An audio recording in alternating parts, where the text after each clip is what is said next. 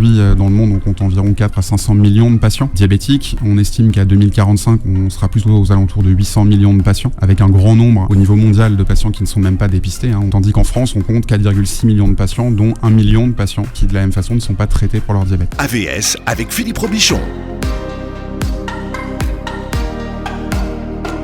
AVS pour À Votre Santé, bonjour, bienvenue, ravi de vous retrouver. Mieux vaut prévenir que guérir ce matin avec mon invité qui s'appelle Elliot Erga. Bonjour et bienvenue. Bonjour Philippe, merci pour l'invitation. Vous êtes le bienvenu, jeune médecin généraliste. Tout à fait. Et entrepreneur, vous êtes le fondateur d'une start-up qui s'appelle Diabète. Et vous venez d'inaugurer un premier pôle européen qui réunit sur le même endroit l'ensemble des spécialistes du diabète. Quels sont les professionnels de santé qu'on va retrouver sur un même lieu ? Effectivement, c'est tout récent. On a inauguré la semaine dernière un premier pôle de prise en charge spécialisée pour les patients diabétiques, donc qui regroupe à la fois le suivi médical des patients, paramédical et l'éducation thérapeutique, qui est un sujet très important pour la prise en charge de ces patients. Mais en type de spécialité, qu'est-ce qu'on trouve sur votre lieu ? Pour le pôle médical, on va retrouver de la médecine générale, de la diabétologie évidemment, de l'ophtalmologie pour tout ce qui est suivi des pathologies rétiniennes, de la cardiologie, spécialité très importante pour le suivi de ces patients, de la néphrologie. On sait que le diabète, c'est une des principales causes d'insuffisance rénale et de dialyse en France, de la médecine nutritionnelle, un sujet également primordial pour le suivi, l'équilibre de la pathologie diabétique, et de la médecine vasculaire, spécialité qui est souvent un petit peu absente des parcours de soins, alors que le pied diabétique représente une complication fréquente du diabète, puisque 30% des patients vont retrouver dans leur vie ce qu'on appelle un pied diabétique. Tout à fait. Vous avez des podologues aussi ? On a effectivement sur le paramédical un suivi en podologie, en psychologie. 70% des patients en vie entière vont avoir un épisode anxio-dépressif. C'est souvent le cas pour les pathologies chroniques. Diététiciens, qui vont pouvoir compléter la prise en charge des médecins nutritionnistes avec des approches un petit peu différentes. Et également tout un parcours de kinésithérapie et d'APA pour la réadaptation à l'effort de ces patients, qui correspond à un besoin primordial également. Alors, vous n'êtes pas diabétologue. Qu'est-ce qui vous a orienté vers cette pathologie ? Non, effectivement, moi je suis pas diabétologue de formation, je suis médecin généraliste. Le diabète, c'est avant tout une pathologie qu'on retrouve en médecine générale, chez les patients diabétiques de type 2, qui représentent l'immense majorité des patients qui sont suivis en France. Vous avez 90% de ces patients-là qui sont suivis exclusivement par leur médecin généraliste et évidemment d'autres spécialistes dans la prise en charge spécialisée, mais souvent pas diabétologue, puisqu'on n'a pas le recours forcément à l'insuline, par exemple, pour le diabète de type 2, et un besoin de spécialistes comme ça. Donc c'est avant tout une pathologie de médecine générale qui est très présente dans les consultations qu'on peut retrouver en ville, et chez qui on va avoir besoin de coordonner la prise en charge. Et moi, en tant que médecin, j'ai besoin régulièrement de faire appel à des cardiologues, des ophtalmologues, etc. Et donc de réunir au sein du même endroit aussi pour le médecin généraliste, c'est une facilité d'exercice dans l'approche avec le patient. Ce qui veut dire que ça n'existait pas avant. Effectivement, aussi surprenant que ça puisse paraître, on ne retrouve pas en médecine de ville de pôle équivalent. Alors, il y a eu quelques initiatives de réunir par exemple des diabétologues avec des infirmiers ou des médecins généralistes ou des cardiologues, mais jamais l'intégralité du suivi. C'est-à-dire que si vous mettez ensemble un cardiologue et un diabétologue, effectivement, vous pouvez améliorer la prise en charge, mais vous oubliez 50 à 70% du besoin de consultation du patient. On va beaucoup parler de parcours de soins ce matin, puisque c'est le mot que vous employez pour ce parcours de soins, on va dire, intégratif peut-être. Tout à fait. Puisqu'il va regrouper toutes les spécialités qui sont liées au diabète. Ça veut dire que quelqu'un qui nous écoute ce matin, qui a du diabète et qui galère à trouver des rendez-vous avec l'ophtalmo, parce qu'on sait que c'est pas les spécialités les plus faciles à voir, dans un pôle comme le vôtre, il a tout sous la main. Est-ce que ça simplifie les attentes ? Effectivement, au niveau des rendez-vous. Alors effectivement, déjà, puisque ça nous permet aussi de prioriser la prise en charge, c'est-à-dire que si vous avez un patient qui a besoin d'un suivi cardiologique, parfois on peut l'étaler un petit peu dans le temps. On peut arriver à se dire que ce suivi-là, chez un patient qui a déjà été bien suivi, qui n'a pas de complications, on peut se permettre d'avoir une consultation avec le cardiologue dans 6 mois. Ouais. Alors que pour certains patients, effectivement, on a un doute lors de la consultation et on a besoin d'avoir un avis rapide. pour le praticien, déjà, ça lui permet potentiellement de traverser le couloir et de discuter directement avec le cardiologue. Est-ce que tu peux voir ce patient assez rapidement pour telle raison, et également, si besoin, directement pour le médecin, de pouvoir avoir accès au calendrier de son confrère, à l'agenda, et de pouvoir mettre un rendez-vous lorsqu'il voit une disponibilité, chose qu'on retrouve aujourd'hui évidemment pas, puisque les praticiens exercent un petit peu de manière isolée. Bon, vous êtes pris en charge par la Sécu, c'est important de le dire. Tout à fait, secteur effectivement. 1 et 2. Tout à fait. On reste... avec ou sans dépassement d'honoraires. Exactement. On reste sur une prise en charge, évidemment, qui répond aux attentes de la sécurité sociale. On échange d'ailleurs avec eux régulièrement, ainsi qu'avec le ministère, sur un exercice en secteur 1 et 2. Pour les patients, c'est un reste à charge qui est relativement faible, dans la mesure où vous avez, pour les patients, une ouverture à l'ALD, donc l'affection de longue durée. Le diabète est une des principales pathologies qui permet l'accès à l'ALD. Et enfin, évidemment, pas de surcoût à la prise en charge chez nous versus une prise en charge chez tout autre praticien. Vous allez être victime de votre succès, moi je le dis tout de suite. Effectivement. Vous allez être blindé, mais le mois prochain. Hein. On a déjà de nombreux appels effectivement de patients. Je pense qu'il y a une grosse attente des patients. Mais bien sûr. À la fois c'est évident votre démarche. À la fois des diabétiques de type 1 et des diabétiques de type 2. On a une grosse attente des patients. Les diabétiques de type 1, par exemple, sont souvent insatisfaits par rapport aux soins qu'ils peuvent retrouver. Et puis chez la grande majorité des patients, les diabétiques de type 2, vous avez en Ile-de-France 660 000 patients. Notre capacité d'accueil initiale sur une structure telle qu'elle est construite aujourd'hui, c'est environ 10 à 15 000 patients en file active. Donc sur l'année, attention. Tout à fait. Ouais, sur l'année. Ouais. Effectivement, sur l'année, on peut être en mesure de suivre 10 à 15 000 patients sur une année entière. D'accord. Alors, on voit des chiffres très alarmants sur le diabète. Dans le monde, la population de diabétiques aurait quadruplé en l'espace de 40 ans. Comment est-ce qu'on peut expliquer cette augmentation ? On parle même d'épidémie de diabète. Tout à fait, on parle d'une épidémie de diabète. Aujourd'hui, dans le monde, on compte environ 4 à 500 millions de patients diabétiques. On estime qu'à 2045, on sera plutôt aux alentours de 800 millions de patients, avec un grand nombre au niveau mondial de patients qui ne sont même pas dépistés. Hein. On parle de 43% des patients diabétiques dans le monde chez qui on n'a pas encore posé de diagnostic. Qui s'ignorent. Exactement. Tandis qu'en France, on compte 4,6 millions de patients, dont 1 million de patients qui, de la même façon, ne sont pas traités pour leur diabète. L'évolution, effectivement, est assez rapide et catastrophique. On compte une croissance du nombre de patients assez importante par an, entre 5 et 10% de nouveaux patients par an en France, qui sont expliqués par de nombreux facteurs. Déjà, une transition assez rapide du mode de vie vers une sédentarité plus importante dans la population générale, et un changement démographique également qui permet d'expliquer par notamment des effets migratoires de populations qui sont plus à risque de diabète, de également avoir une population diabétique qui augmente. Est-ce que les gens sont diabétiques de plus en plus jeunes ? Ou l'âge n'a pas changé ? Effectivement, en France, on ne l'observe pas encore beaucoup, mais si vous prenez les États-Unis par exemple, vous pouvez vous retrouver avec des cas de diabète de type 2, donc qui sont davantage des patients qui normalement vont avoir une moyenne d'âge beaucoup plus élevée que le diabète de type 1. Pour rappel, le diabète de type 2, c'est une pathologie qui est très environnementale et conditionnée par votre mode de vie. Ouais. Alors que le diabète de type 1, on a tendance à l'appeler diabète de l'enfant, puisqu'il apparaît chez les sujets en tout cas de moins de 35 ans, et qui sont issus d'un phénomène plutôt immunitaire. Aujourd'hui, on commence à décrire des cas de diabète de type 2 dès l'enfance, notamment associés évidemment au surpoids et à l'obésité. Oui, mais c'est vrai que c'était souvent la maladie des personnes d'âge mûr. Tout à fait. De la cinquantaine, ou voire même de la soixantaine. Tout à fait, et c'est pas rare. Un peu en surpoids. Exactement, et alors que c'est pas rare aujourd'hui de pouvoir avoir des cas de patients diabétiques de type 2 qui vont avoir moins de 40 ans, qui ont été plutôt un fait inhabituel auparavant, alors qu'on le retrouve beaucoup plus aujourd'hui, et qui fait même initialement au diagnostic poser la question de l'orientation vers un diabète de type 1 ou vers un diabète de type 2, qui pose au départ possiblement cette incertitude. Le problème avec le diabète, c'est que c'est une maladie silencieuse et insidieuse, parce qu'on parlait du nombre de gens qui n'étaient pas dépistés à l'heure actuelle. Qu'est-ce qui pourrait inciter les gens à se faire dépister ? Alors tout à fait, ce qu'il faut bien comprendre dans le diabète de type 2, c'est que c'est une pathologie au moment du diagnostic qui a déjà 5 à 10 ans d'existence chez le patient. Principalement pour la raison assez simple, que le diabète, on s'en rend souvent compte lors de ses complications.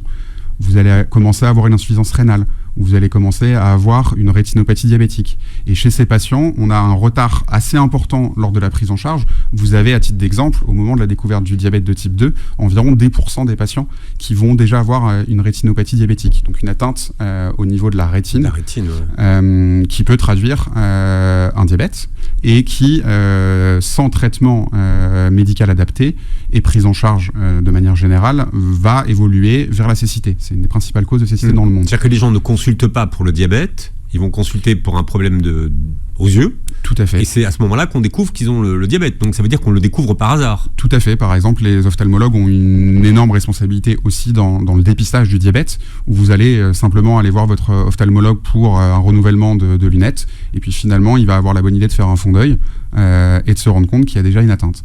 Et ça, on le voit forcément dans le fond de l'œil. On peut le voir dans le fond de l'œil, effectivement, en fonction du déséquilibre de la glycémie et de l'état d'avancée de la rétine. Souvent, l'autre moyen de faire un dépistage, c'est effectivement avec notre médecin généraliste, de faire un check-up, comme on peut les retrouver en fonction des patients quasiment annuellement, notamment chez les personnes âgées, et de se rendre compte qu'on va avoir une dysrégulation de la glycémie, donc un taux de sucre dans le sang qui est trop élevé.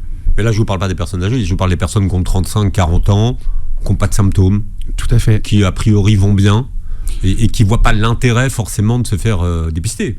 Alors chez ces patients, effectivement, il y a un moyen tout simple déjà de, chez soi, évaluer un petit peu son risque de diabète, qui est le questionnaire FINRISC, qui est un questionnaire qui est validé pour évaluer son risque d'apparition d'un diabète à 10 ans.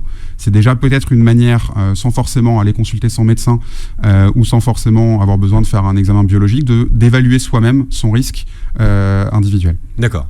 Ça, c'est un questionnaire, hein. C'est juste des questions auxquelles il faut répondre. Tout à fait, c'est juste des questions. Vous pouvez le retrouver en ligne assez facilement, questionnaire FINRISC, et qui va vous permettre de répondre à rapidement des questions comme votre périmètre abdominal, votre poids, votre taille, également votre sexe, et vous évaluer le risque de développer un diabète. Ça vous donne un score, c'est ça ? Exactement. Ouais.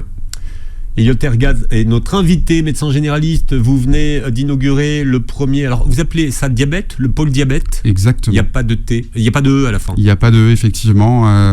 Alors, verbalement, on ne s'en rend pas bien compte, mais effectivement, sur le logo, on a une petite goutte qui rappelle un petit peu l'examen que connaissent bien souvent les patients. Tous les spécialistes du diabète réunis dans un même lieu à Paris. On en parle ce matin avec mon invité Elliot Ergaz, qui est médecin généraliste. Vous venez d'inaugurer le pôle diabète, il n'y a pas de E à la fin, à Paris, dans le 13e, avec, alors il y a 16 box, 16 salles de rendez-vous, hein, avec tous les spécialistes. Tout à fait, un espace assez unique aujourd'hui en France qui permet de regrouper l'intégralité du suivi des patients à travers 16 box de consultation, qui soient thématisées ou non, hein. Par exemple, on a 3 box qui sont dédiées à l'examen ophtalmologique, 2 box de cardiologie et de médecine vasculaire, et également un espace qui est dédié à l'éducation thérapeutique des patients. On parlera d'éducation thérapeutique tout à l'heure, mais les examens de suivi sont essentiels pour prévenir les complications du diabète dont on parlait tout à l'heure, et c'est souvent un casse-tête pour les patients. Tout à fait, et les données sont assez claires là-dessus, ils ne sont pas assez réalisés en France. À titre d'exemple, en cardiologie, vous avez uniquement 34% des patients qui ont un suivi cardiologique qui est bien mené. Sur la rétinopathie diabétique, donc le dépistage ophtalmologique, vous avez environ 50% des patients qui réalisent un suivi correct. L'idée, c'est effectivement de pouvoir réunir tout le monde, de favoriser le respect de ces recommandations de prise en charge à travers un accompagnement individualisé des patients et surtout une mise à disposition assez facile de l'accès à ces spécialistes. D'accord, qu'il faudrait faire à quelle fréquence le dépistage des pathologies liées à la rétine d'ailleurs? Alors souvent on parle d'un dépistage annuel. Pour des patients qui vraiment n'ont pas d'atteinte du tout au niveau ophtalmologique, on peut espacer le suivi à un examen de dépistage tous les 2 ans, mais théoriquement on reste sur un suivi relativement annuel. Il y a des symptômes pour ça? Alors quand les symptômes arrivent, c'est que déjà on n'est plus dans une phase de dépistage. On est vraiment sur une prise en charge plutôt active de la pathologie. Une baisse d'acuité visuelle principalement, au niveau de la rétinopathie diabétique. D'accord. Mais c'est pas un truc avec des mouches qui passent devant les yeux parce que, dont on parle pour la DMLA, mais est-ce que ça pourrait ressembler? Tout à fait. Alors la DMLA, c'est aussi une pathologie fréquemment associée au diabète, l'œdème maculaire également. Les symptômes, quand on reste sur une phase de dépistage, sont vraiment très faibles et c'est ce qui en fait souvent le développement insidieux, et on retrouve des patients qui vont avoir des stades plus avancés lorsqu'ils n'ont pas été dépistés. Mais effectivement, les phosphènes que vous décrivez, donc les petites taches mouchetées dans les yeux, c'est ça, voilà. Puis possiblement plus tardivement également le décollement rétinien qui peut également arriver. Les enjeux de la prévention et de l'accompagnement des patients autour du diabète sont un enjeu de santé publique en France. Alors la prévention, on a l'impression que ça fatigue tout le monde et qu'on bosse pas beaucoup sur la prévention. Tout à fait, ça a été même souligné par un récent rapport de la Cour des comptes qui a été publié au mois de juillet 2025. On dépense aujourd'hui en France, avec la sécurité sociale, environ 10,9 milliards d'euros dans le traitement du diabète pour des résultats qui sont décrits comme insuffisants. Mais là, c'est pas sur la défense, c'est pas sur la prévention, c'est sur le... Exactement. C'est ce qu'on paye pour soigner. Et ce rapport, justement, va en ce sens de mieux dépister les patients, de prendre en charge plus tôt, notamment sur les patients qui vont avoir ce qu'on appelle un prédiabète, donc qui est une dysrégulation de la glycémie, donc un taux de sucre un petit peu trop élevé dans le sang, sans forcément avoir encore une atteinte qui soit irréversible. Et c'est chez ces patients qu'on a tout intérêt à les prendre en charge tôt, le mieux possible, pour éviter l'apparition d'un diabète vrai et les éventuelles complications. Oui. Alors longtemps on a hésité sur cette notion de prédiabète, il commence à y avoir un consensus à peu près dessus, mais c'est aussi une phase qui est intéressante parce que c'est une phase où c'est encore réversible. Exactement, et c'est réversible sans traitement médicamenteux. La prise en charge nutritionnelle, le changement de mode de vie et l'activité physique permettent notamment de retrouver une réponse à l'insuline qui se normalise et d'éviter le côté irréversible du diabète, puisqu'on ne guérit pas aujourd'hui du diabète, hors cas très particulier, notamment sur des pertes de poids très importantes, alors que le prédiabète, on a cette chance de pouvoir accompagner les patients et d'éviter l'apparition de la maladie. Alors on estime que 70% des prédiabétiques deviendront diabétiques de type 2 au bout de 10 ans. Tout à fait. 70%, donc c'est quand même... Ça vaut le coup d'y réfléchir. Alors vous dites que c'est réversible sans prise en charge thérapeutique, en tout cas médicamenteuse. Qu'est-ce qu'il faut faire ? Déjà, il faut plus bouger. Les recommandations d'activité physique, elles sont relativement claires et définies. On parle de 30 minutes d'activité physique quotidienne. Alors, ça ne veut pas forcément dire aller faire un footing, mais déjà limiter la sédentarité pour un total environ dans la semaine de 150 minutes de sport, donc ce qui représente 2h30. Et c'est pas de sport d'ailleurs, c'est d'activité physique. Ça peut être tout simplement aller marcher quotidiennement, aller marcher régulièrement aussi, éviter la sédentarité complète sur la journée et puis le soir aller marcher 30 minutes, favoriser un mouvement régulier dans la journée. Ça a été récemment modifié également au niveau de l'OMS. Marcher plus régulièrement, alors c'est pas forcément évident pour tout le monde à mettre en place dans le quotidien. À chaque fois que c'est modifié, c'est de moins en moins, vous remarquerez. C'est de moins en moins, et effectivement, puisque ils se sont rendus compte que c'est pas forcément appliqué, donc possiblement réduire cette recommandation, mais de le faire peut-être plus régulièrement, ça permet de l'instaurer plus facilement dans le mode de vie des gens. La deuxième approche, en dehors de l'activité physique, c'est une meilleure prise en charge nutritionnelle. Donc ça veut dire limiter les apports en aliments très processés, pour la simple et bonne raison que ce sont des aliments qui vont être beaucoup plus riches en sucre rapide et qui vont avoir tendance à majorer très rapidement la glycémie pour un retour à normal également très rapide avec des fatigues passagères qu'on peut retrouver aussi. Privilégier par exemple le sucre lent. Alors très processé, c'est ce que vous appelez des aliments ultra transformés, c'est ça ? Exactement. Ouais. Tout à fait. Ce sont des aliments qui, en dehors des additifs qu'on peut retrouver fréquemment dedans, vont également avoir tendance à augmenter beaucoup plus rapidement la glycémie. On parle d'index glycémique rapide. Et il vaut mieux, dans ces cas-là, favoriser des apports en sucre lent, comme des pâtes complètes, du riz complet et des farines complètes. C'est simple à retenir, pour justement limiter ces pics très importants qu'on retrouve après les repas. On a combien de temps pour agir quand on est en phase de prédiabète ? On a, ça se compte en années. Après, forcément, plus votre mode de vie est déséquilibré, plus la tendance à aller vers l'apparition d'un diabète va être rapide. Mais en tout cas, c'est une pathologie, il faut le rappeler, qui est réversible, et vous l'avez bien dit, et qui vous permet d'éviter derrière un suivi beaucoup plus long, et c'est vraiment le moment pour agir. Est-ce que ça veut dire qu'il faut, je parle sous contrôle de Morand, hein, puisqu'il a évoqué le sujet, qu'il faudrait supprimer les desserts? Alors, supprimer les desserts, pas forcément. Ce qu'on dit, c'est avoir une alimentation qui soit plus diversifiée et surtout qui soit, plus cohérente, on va dire. Ouais. En tout cas, de limiter au maximum sans supprimer. La restriction, c'est pas forcément quelque chose qui va améliorer le quotidien des patients parce qu'on arrive sur des frustrations, avec aussi le risque de développer des troubles alimentaires. Ce qu'il faut, c'est effectivement, par exemple, si vous prenez, on le disait pendant la pause, un croissant tous les matins. On évoquait ce sujet crucial. Tout à fait. De pouvoir, par exemple, passer d'un croissant tous les matins à le diminuer progressivement sans forcément un arrêt brutal non plus, puisque la question de l'alimentation, c'est aussi une question de plaisir. Il faut arriver à prendre du plaisir avec son alimentation, et surtout que des régimes très drastiques où on va tout supprimer d'un coup, on le voit sur les pertes de poids éclairs, les effets yo-yo, c'est pas quelque chose qui va améliorer non plus le métabolisme. Sur la durée, non. Exactement, l'idée c'est de maintenir ces efforts dans le temps pour rééquilibrer. On parle d'ailleurs pas de régime, on parle de rééquilibrage alimentaire. Alors, vous faites partie de la nouvelle génération de praticiens. Vous êtes ouvert aux réseaux sociaux, à tout ce qui se dit. Il y a beaucoup de choses qui circulent sur le diabète, sur les réseaux sociaux. Vous avez dit, on ne guérit pas du diabète. Il y a quand même des expériences qui sont menées à base de régimes cétogènes. Vous, quel est votre regard là-dessus?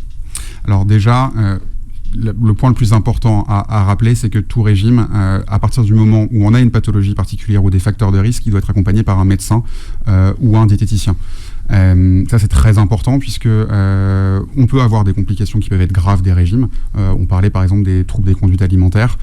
Les régimes, notamment drastiques, peuvent arriver à avoir ce type de comportement qui, pour le coup, vont pas du tout améliorer votre quotidien. Donc déjà, en parler à son médecin, d'autant plus si on a un traitement, c'est la première étape très importante.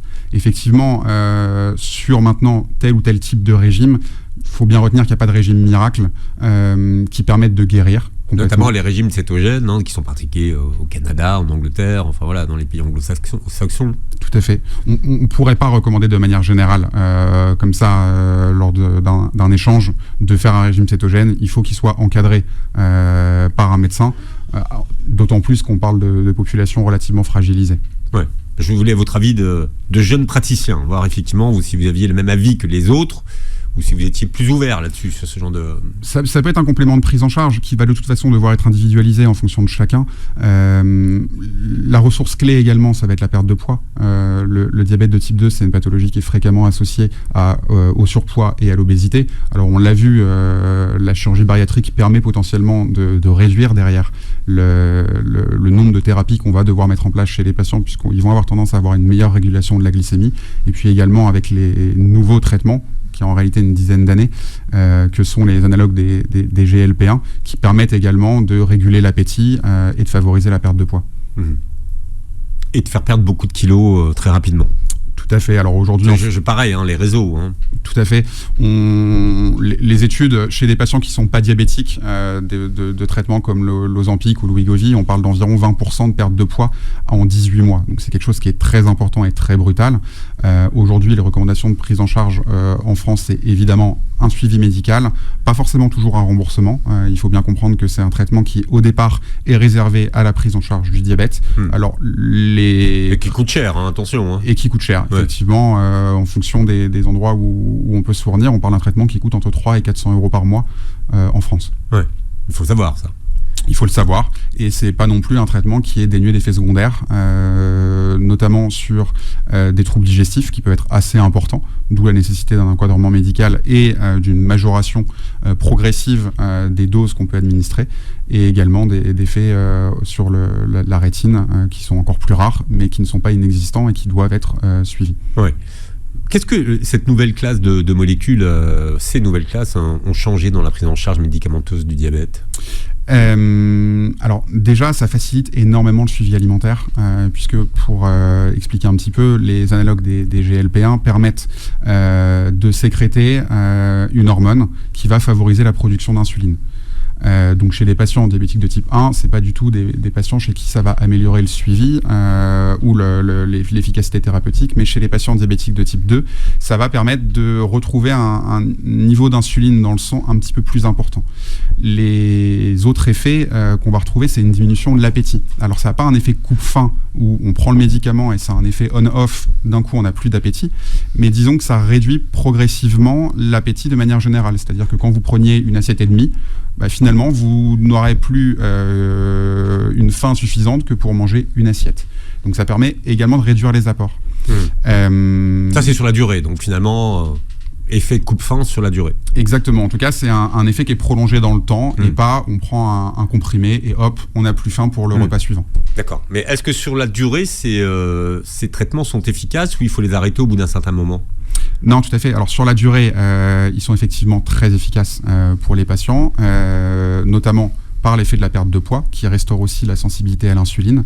En général, ils sont prescrits plutôt sur le long terme, d'où la nécessité, encore une fois, du suivi, avant de pouvoir éventuellement être arrêté, avec le défaut qu'on peut retrouver, qui est une éventuelle reprise du poids perdu. Une start-up envisage de transformer les prises en charge du diabète en France. J'ai avec moi sur ce plateau Elliot Erga, médecin généraliste et le fondateur de Diabète, premier pôle européen de prise en charge du diabète avec tous les intervenants dans le même lieu. Tout à fait, c'est effectivement une ambition assez importante en termes de santé publique, mais qui est la nôtre, de pouvoir améliorer le quotidien des patients et puis également des praticiens aussi. Et tout ça sur le même lieu, donc effectivement, ça réduit les temps d'attente et de transfert, de prise de rendez-vous. Voilà, ça simplifie la vie. Ça réduit énormément déjà l'errance médicale. Vous avez beaucoup de patients qui vont avoir un suivi avec leur médecin généraliste de quartier et puis qui vont devoir consulter un cardiologue qui n'est pas forcément à côté. On parle d'une population qui en général est plus âgée que la population générale et avec la complexité pour les médecins aussi d'arriver à coordonner le suivi. Aujourd'hui, ça passe par des courriers de compte-rendu de consultation. Alors souvent, on les récupère et puis de temps en temps, voire si ce n'est plus souvent qu'on ne le pense, les patients vont oublier de vous le ramener. Et puis quand vous êtes médecin généraliste... Il y a l'espace santé quand même. Il y a l'espace santé avec effectivement le taux d'utilisation qu'on lui connaît aujourd'hui, alors qui est énormément promu par... Alors non, voilà, je vous taquine, c'est énormément promu. Quel est le taux d'utilisation de mon espace santé ? Alors je pense qu'aujourd'hui il est assez faible. Le sujet dépend aussi de l'intégration qu'on peut avoir dans les logiciels, puisque forcément quand on se rajoute énormément de manipulations à faire lors d'une consultation, ça vous éloigne du patient aussi, et souvent on préfère en consultation se concentrer sur l'échange avec le patient, sur l'examen clinique et puis également sur l'éducation du patient plutôt que d'aller devoir faire des démarches administratives. Ouais. Bon, vous êtes très digitalisé. On est très digitalisé, effectivement. La chance qu'on a, effectivement, avec une approche sur la pathologie, c'est qu'on peut aussi créer des outils en interne pour améliorer ce parcours. Ne serait-ce que d'avoir un dossier commun qui est partagé pour l'ensemble des acteurs de santé, que je sois médecin généraliste, cardiologue, diabétologue ou ophtalmo. Je peux retrouver dans le dossier patient l'intégralité du suivi qui a été réalisé par mes confrères. Et ça facilite énormément le retour d'informations. À titre d'exemple, un patient diabétique qui va consulter 9 à 13 fois par an son médecin généraliste, pas forcément qu'il en a toujours le besoin, mais parce qu'il va y avoir un retour d'un examen spécialisé. J'ai adressé mon patient chez le cardiologue et il revient juste derrière. Faciliter justement la collecte de ces informations, ça permet de limiter la perdition des informations et également le retard de prise en charge, puisque si vous ne vous rendez pas compte que le cardiologue avait modifié un traitement, vous refaites la prescription du départ, le patient ou la pharmacie vont s'en rendre compte, vont corriger le problème, le patient va revenir vous voir. Ça majore un petit peu le nombre de consultations. Pour les patients, c'est pas toujours évident à suivre non plus. Pour la collectivité, ça augmente le nombre de consultations et donc le coût global de la prise en charge.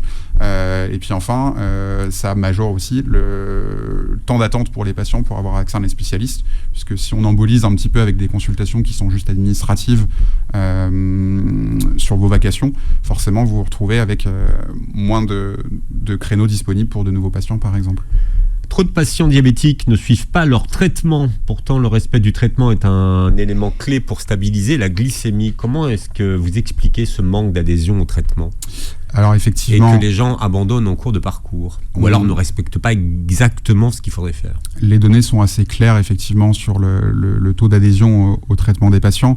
Il y a plusieurs facteurs qui l'expliquent. Déjà, de manière générale, sur les pathologies chroniques, on se rend compte que très peu de patients suivent à la lettre les traitements qu'on recommande.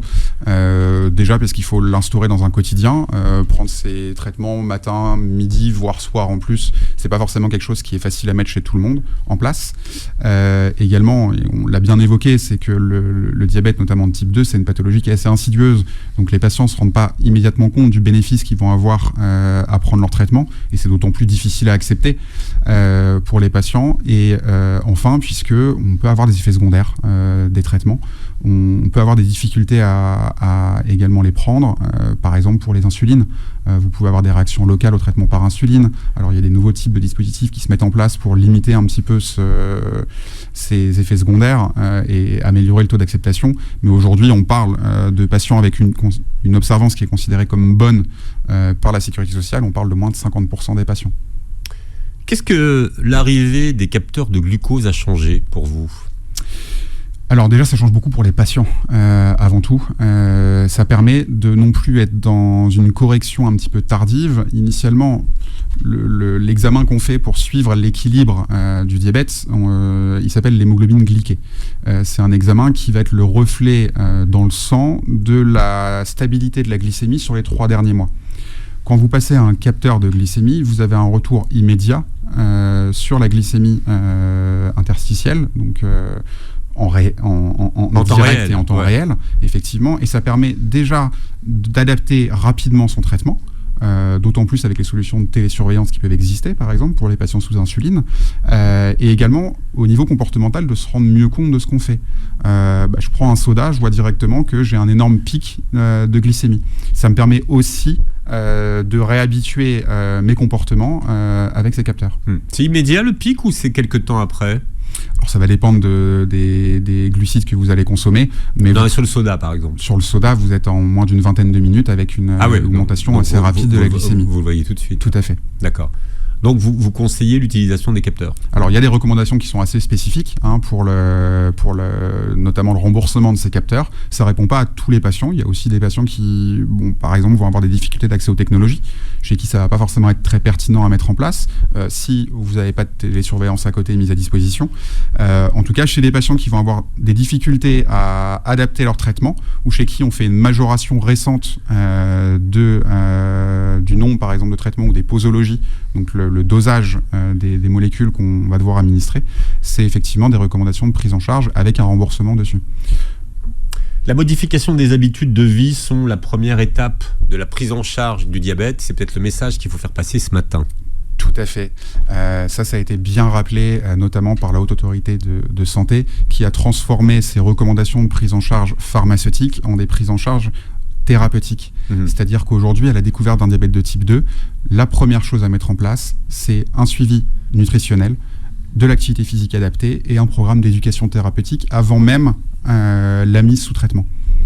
Mais ça, c'est la première étape. C'est effectivement la première étape et qui sera la plus importante pour les patients, puisque le changement de mode de vie au quotidien, sur le long terme, va être l'attitude qui va être la plus susceptible d'améliorer le quotidien des patients et de limiter la progression de la maladie. Ouais, même si on est médicalisé, il faut les deux. Exactement. Le traitement médical n'est pas un traitement qui part à un mode de vie complètement déséquilibré. On ne sera jamais efficace avec une prise en charge nutritionnelle complètement déséquilibrée. On parle peu du côté héréditaire du diabète. Alors, effectivement, on en parle relativement. Alors qu'on se rend compte qu'il y a quand même des familles de diabétiques. Effectivement. Alors, est-ce que ce sont des familles qui sont diabétiques parce qu'elles mangent de la même façon ? Alors, est-ce que la génétique fait qu'il y a quelque chose qui pourrait justement faire qu'il y a des familles de diabétiques ? Alors effectivement, on a beaucoup parlé du diabète de type 2, il y a quand même des facteurs génétiques et effectivement des facteurs de risque dans les fratries. D'ailleurs, on a parlé tout à l'heure du questionnaire FINRISC. Dedans, il est clairement abordé, est-ce que vous avez des antécédents familiaux de diabète dans la famille, puisqu'on sait qu'il y a des facteurs génétiques qui existent chez les patients. Ensuite, effectivement, le surpoids et l'obésité, souvent, c'est quelque chose qu'on va retrouver dans une fratrie. Le surpoids chez un frère ou chez les parents va va être un facteur de risque d'en développer un soi-même, ne serait-ce que par le trait génétique, mais également par les habitudes qu'on peut mener. On peut imaginer assez facilement que au sein d'un foyer, on mange relativement souvent la même chose et dans les mêmes quantités. Ça joue énormément. Ouais, on a les mêmes habitudes alimentaires. Hein. Tout à fait. On l'aborde encore moins souvent, mais il y a aussi des diabètes qui sont héréditaires, donc qui sont en dehors des types 1 et type 2, qui vont être monogéniques, donc qui vont toucher un gène particulier dans l'ADN et qui vont développer des diabètes assez particuliers qu'on qualifie de diabète rare, effectivement. Oui, parce qu'il y a le diabète type 1, 2, mais il y a les autres. Hein. Exactement, il y a les autres qui sont beaucoup moins connus des patients, mais qu'on va pouvoir également dépister chez des patients qu'on a beaucoup de mal à équilibrer aussi, ou dans des populations assez particulières également. Qu'est-ce qui peut expliquer finalement qu'un patient diabétique ait du mal à équilibrer sa glycémie ? Alors tout dépend de quel patient on parle. Je vais vous prendre un exemple, ce sera plus simple. Aujourd'hui, on sait que dans les patients qui sont diagnostiqués diabète de type 2 et qui l'ont été avant 40 ans, on retrouve en réalité 40% de ces patients qui sont diabétiques de type 1, chez qui les thérapies orales ne vont avoir aucun effet, puisque leur défaut n'est pas la sensibilité à l'insuline, mais simplement qu'ils n'en produisent déjà plus, ce qu'on retrouve normalement dans un stade plus avancé du diabète de type 2. Et donc mieux identifier le diabète qu'on peut avoir, notamment chez des patients chez qui on va instaurer des thérapies et qui ne vont avoir aucun effet, ou en tout cas pas un effet suffisant par rapport à ce qui est normalement attendu chez ces patients, et aussi des patients qui vont vous dire moi je fais tous les efforts qu'il faut, j'ai repris le sport, j'ai amélioré mon alimentation et je suis bien mes traitements, et chez qui en fait ça va continuer de s'aggraver. Alors souvent chez ces patients on va se retrouver à devoir complètement changer de thérapeutique, de les majorer, par exemple passer à un traitement par insuline, qui est alors évidemment beaucoup plus lourd à suivre pour les patients, voire dépister des diabètes un petit peu plus rares, ou alors, comme je le disais, rechercher des anticorps spécifiques d'un diabète de type 1, puisque vous savez pertinemment qu'avec des traitements oraux, vous n'arriverez jamais à équilibrer ces patients-là. D'accord, donc on les a diagnostiqués type 2. Exactement. Et alors donc le diagnostic n'est pas forcément le bon, c'est ça qu'il faut comprendre. Tout à fait. Ouais. Donc là il faut investiguer différemment. Exactement. Pourquoi les patients diabétiques sont-ils plus sujets à infection que les autres ? Alors, s'ils le sont. Hein. Non, ils le sont, et notamment, on peut parler du pied diabétique. Le pied diabétique, c'est une pathologie qui touche fréquemment les patients. On parle de 30% des patients diabétiques qui, dans leur vie entière, auront une plaie diabétique. Il y a plusieurs choses qui l'expliquent. Déjà, le stress oxydatif associé au diabète va diminuer un petit peu l'immunité et la réponse de votre corps à les agressions extérieures. Et ensuite, vous êtes plus à risque d'infection, puisque vous avez un système vasculaire qui fonctionne un peu moins bien que un patient lambda. Ce qui veut dire que lorsque vous avez par exemple une plaie, vous allez moins bien cicatriser, voire avec également ce qu'on appelle une neuropathie diabétique, ne même pas vous rendre compte que vous avez une plaie. Et c'est ce qui fait toute la gravité, par exemple, du pied diabétique. Alors, la neuropathie diabétique, c'est une atteinte au niveau des nerfs, de la sensibilité, qui fait que lorsque vous allez, par exemple, avoir un caillou dans la chaussure, pour faire très caricatural, vous n'allez pas vous en rendre compte, vous allez faire une plaie qui va s'aggraver progressivement, puisque vous n'avez pas la douleur qui est une sensation de protection initialement, et vous allez moins bien cicatriser face à cette plaie qui va pouvoir du coup s'infecter, voire arriver jusqu'à un stade d'ostéite et encore d'amputation. D'accord. Quel est le spécialiste des neuropathies ? Le médecin ? Neurologue. C'est le neurologue. Le neurologue, l'algologue également, qui est un médecin qui est spécialisé dans la prise en charge de la douleur, puisqu'on peut avoir effectivement des douleurs associées à ces neuropathies. Mais si on fait des neuropathies, on ne ressent pas la douleur ? Alors, il y a l'atteinte sensitive, mais il va également y avoir une atteinte algique avec des patients qui vont avoir des douleurs chroniques, qui sont effectivement souvent associées au développement de ces pathologies. Et Hilot Erga, je rappelle que vous venez d'inaugurer le premier pôle diabète qui réunit en son même sein tous les spécialistes qui concernent le diabète à Paris, dans le 13e. Voilà, 29 ans. Ça, c'est la nouvelle génération qui entreprend. Vous êtes médecin entrepreneur, en fait. Effectivement, je pense qu'il y a, entre guillemets, pas d'âge pour arriver à essayer de faire des choses pour améliorer le quotidien des patients. On s'est entouré, évidemment, dans ce projet de gens beaucoup plus... De partenaires qui avaient des sous. De partenaires qui avaient des sous. On a aussi été énormément suivi par le secteur bancaire, qui y croyait, effectivement. Je pense que le médical, c'est un sujet assez porteur pour eux. Et on s'est surtout entouré de gens beaucoup plus expérimentés, notamment de professeurs universitaires, pour arriver à avoir une expertise un peu plus importante que la mienne à 29 ans de jeune médecin. Voilà. Et puis de coordonner, par exemple, avec le milieu hospitalier, les prises en charge. Bien, écoutez, merci d'avoir été avec nous. Vous réécouterez l'émission en podcast sur beurrefm.net et sur les plateformes qui rediffusent l'émission, et vous verrez la captation de cette émission sur la chaîne YouTube. Merci d'avoir été avec nous. Merci encore Philippe pour l'invitation. Et voilà, merci de nous avoir prêté vos oreilles. Oui, tout ça, c'est le message à passer. Alors, pour tous ceux qui nous écoutent, merci de nous avoir prêté vos oreilles et passez une très belle journée santé sur Beurre FM.